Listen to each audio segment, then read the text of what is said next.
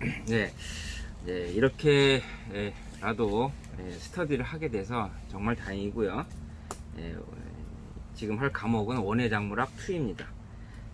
원예작물학 2는 과수원예와 화훼원예 크게 두 가지로 구분을 하는데요. 지금 김태선 교수님이 출제위원을 하면서 한 3년까지 2017, 18, 19학년도를 출제를 하셨는데 3년 동안은 과수에서 25문제, 화훼에서 10문제 정도의 비중을 두고 출제를 하셨습니다. 올해도 뭐 그렇게 내지 출제를 하리라 생각이 되고요. 그래서 과수를 좀 더 중점적으로 다루도록 하겠습니다. 자, 첫 번째 제1장 과수원예의 특징. 자, 원예와 과수원예의 뜻. 과수원예학. 과수의 특성을 알아내고 재배, 육종 등에 관한 이론과 기술을 연구하는 학문. 과실의 저장, 유통, 이용 등을 연구하는 학문이다. 여기에서 이 포모라지는 라틴어의 포문과 라지에서 유래됐다. 즉 한마디로 말하면 과실의 과학이다 라는 걸로 표현이 돼요. 프로이트 사이언스. 과수원예의 특성. 첫 번째가 재배 환경에 잘 맞는 과정을 선택해야 된다. 또 중요한 거는 투자 자본 회수가 늦다는 거고요. 많은 자본과 노동력이 필요하고 연영생 작물로 토양 깊은 곳에 물리적 성질이 중요하다. 즉 사과나무를 예를 들어 보면 뿌리가 되게 깊게 있죠. 즉 신근성 작물이라고 하는 겁니다. 좀 얕게 있는 거는 천근성 작물이라고 하죠. 그 다음에 생육 과정이 복잡하고 또 종자 번식보다는 영양 번식을 한다는 거, 또 수량, 품질, 규격 등의 차이가 큰 작물이라는 거, 또 과수원예의 가치. 자, 경제적 가치는 소비가 꾸준히 증가하는 거고요. 식품 영양적 가치가 중요한데요. 그러니까 우리가 말하는 이제 과일을 얘기하는 거죠. 과일. 저칼로리 식품이라는 거. 자, 무기 성분이 풍부하고 비타민 A와 C의 공급원이고 또 식이섬유 공급원이고 파이토케미칼을 많이 함유하고 있다. 이거 주로 껍질에 함유되어 있는데 이 파이토케미칼이라는 것은 식물체가 자신을 보호하기 위하여 만들어내는 화학 물질이라고 합니다. 여기 이제 황산화 능력을 갖고 있는 거죠. 또 하나 알칼리성 식품이라는 거. 여기 이제 빨간색으로 이제 쳐져 있는 게 뭐냐면 탄수화물 함량이 높다. 이거는 X라는 거예요. 틀린 답이라는 거죠. 여기 6가지 보기와 요 탄수화물 함량이 높다라는 보기가 나오면서 식품의 영양적 가치가 아닌 것은 이렇게 했을 때 요 탄수화물 함량이 높다가 답이 되는 것입니다. 그 밖에도 관상 및 환경적 가치가 있는데요. 정서, 함양이라든가 취미 및 여가선여, 환경보전, 또 6차 산업화 가능하다. 이런 것들이 있고요. 그 다음에 이제 과수의 생산과 소비 현황을 잠깐 살펴보면 두 번째 보면 아시아의 과일 생산이 제일 많다는 거. 요게 이제 틀린 보기로 유럽이라고 이제 나오는 경우가 있는데요. 아시아에서 생산은 제일 많습니다. 그 다음에 여기 이제 4번 보면 바나나가 전 세계적으로 생산량이 제일 많다. 요게 요 그래프가 생산량을 표시한 그래프입니다. 사과보다도 바나나가 훨씬 많고, 그 다음에 포도, 오렌지, 뭐 망고 등등 이런 순으로 생산량이 제일 많은 게 바나나가 되겠습니다. 우리나라로 보면 우리나라의 재배 면적으로 봤을 때는 사과가 제일 넓은 면적을 차지하고요. 그 다음으로 감, 감귤, 포도, 배, 복숭아 순이고요. 요 6개를 6대 과종이라고 합니다. 평균 0.8헥타르. 우리나라의 또 특징이 뭐냐면 규모가 작고 영세하고 또 특정 과종과 품종의 제한적으로만, 그러니까 다방면의 과일을 재배하는 것이 아니라 특정 과일, 우리 특히나 무슨 제사라든가 우리 차례라든가 이럴 때 쓰이는 것들에 대해서, 그리고 또 소비 성향이 좀 강한 것들 국한되어 있다는 겁니다. 또 하나는 거의 우리나라에서 생산하는 과실은 국내 소비가 목적이라는 거, 요것이 될 거고요. 네, 우리나라 과수원해에 대한 설명 한번 볼까요? 전체 작물의 재배 면적 중 과수가 차지하는 재배 면적의 비중은 늘어나는 추세에 있다. 또 과일 생산이 특정 과정과 품종에 제한되어 있다. 현재까지는 과실 생산의 대부분이 국내 소비를 위하는 것이다. 여기까지는 다 맞는 얘기인데 우리나라의 과실 소비량은 세계 평균에 미치지 못한다. 이게 틀린 얘기입니다. 약간 상회하는 수준이라고 합니다.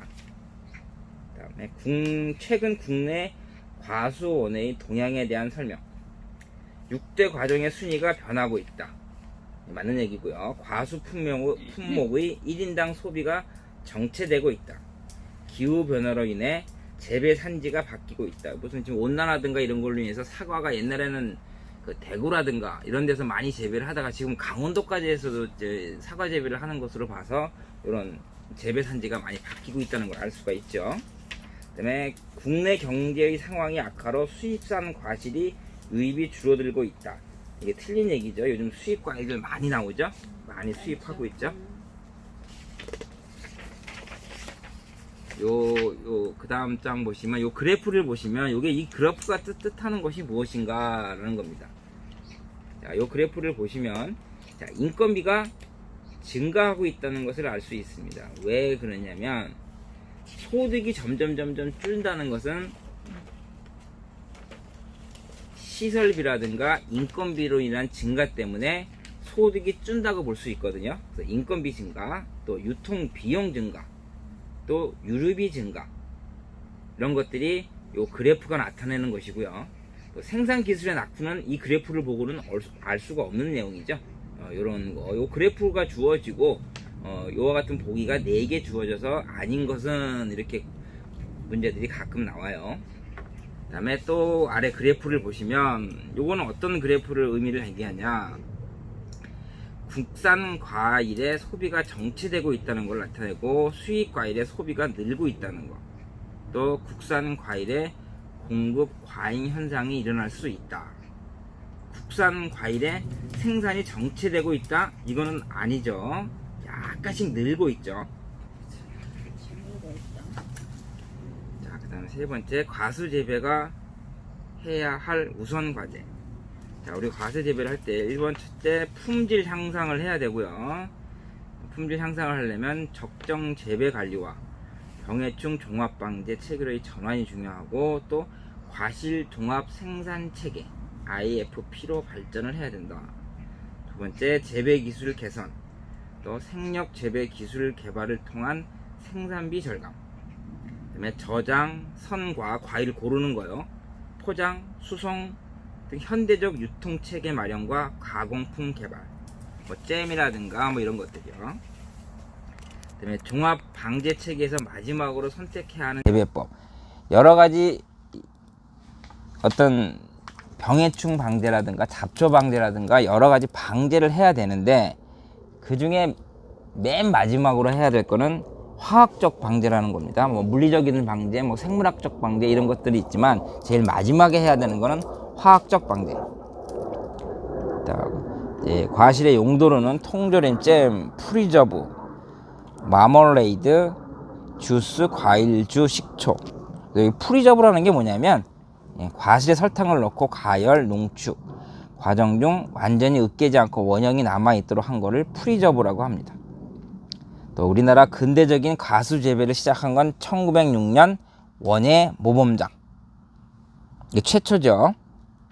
세계의 과실 생산량 중 비중이 가장 높은 과종은 감귤, 그 다음에 사과, 그 다음에 포도, 배, 복숭아, 감 순이고요. 이래서 문제에 감귤이 주어지지 않고 사과가 주어지면 사과를 고르셔야 되는 겁니다. 감귤이 주어지면 당연히 감귤을 고르셔야 되고요.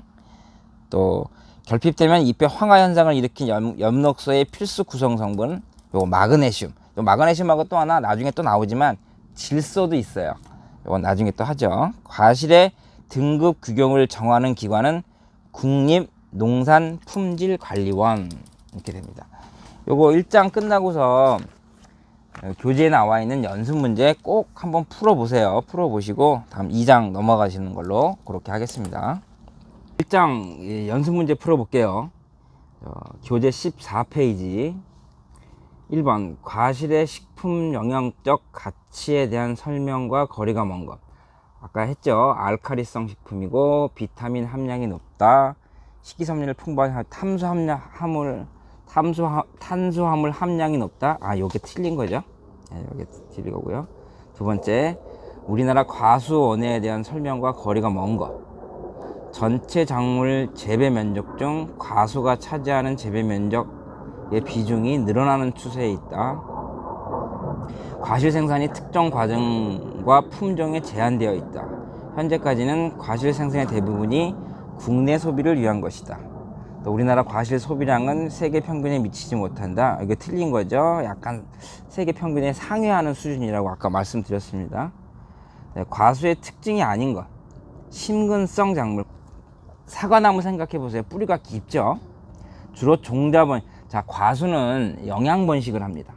그다음에 영년생 작물이다. 한 번 심으면 몇 년 동안 계속해서 작물을 과실을 수확할 수가 있는 거죠. 다른 작물에 비해 생육 과정이 복잡한 편이다. 복잡합니다. 그다음에 4번 세계의 과실 생산량 중 비중이 가장 높은 과종은 감귤입니다. 감귤. 그래서 바나나를 제외하면 그 다음에 감귤. 세계의 과실 생산 중 비중이 가장 높은 과종은 감귤이고요. 그 다음에 아까 프리저브 한번 설명드렸죠. 과실에 설탕을 넣고 가열, 농축하는 과정 중 완전히 으깨지 않은 과실을 나중에 넣고 졸여서 과실의 원형이 남아있도록 한 것을 프리저브라고 한다. 그래서 일정이 끝났습니다.